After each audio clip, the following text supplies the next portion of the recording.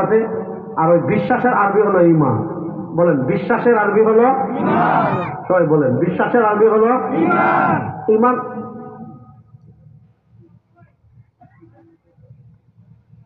আচ্ছা বলবে ভাই আজকে একটু বসুক, সমস্যা নেই ইনশাআল্লাহ।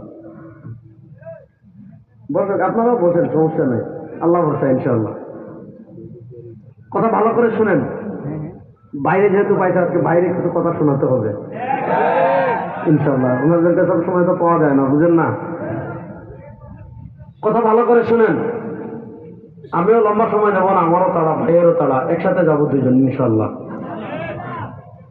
ইনশাআল্লাহ শোনেন, যারা অবিশ্বাসী আর যারা বিশ্বাসী তাদের পার্থক্যের জায়গাটা বুঝেন। আমরা বিশ্বাস করি আমাদের রব একমাত্র আল্লাহ। বলেন আমরা বিশ্বাস করি আমাদের রব একমাত্র আল্লাহ। বলেন আমরা বিশ্বাস করি আমাদের রব একমাত্র আল্লাহ। এজন্য আমাদের কালিমা তাইয়্যিবা, লা ইলাহা ইল্লাল্লাহ। দেখেন আমরাও আল্লাহ মানি, ঠিক আছে, ইহুদিরাও মানে, খ্রিস্টানরাও মানে, হিন্দুরাও মানে, কিন্তু তাদের আল্লাহ মানা আর আমাদের আল্লাহ মানার পার্থক্য আছে না নাই?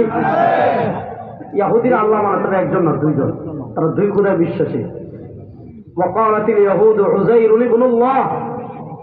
ইহুদিরা বলে তাদের নবী উযায়ের আল্লাহর ছেলে। দেখেন মানুষ থেকে মানুষ হয়, বাঁশ থেকে বাঁশ হয়, গরু থেকে গরু হয়, ছাগল থেকে ছাগল হয়, হাঁস থেকে হাঁস হয়।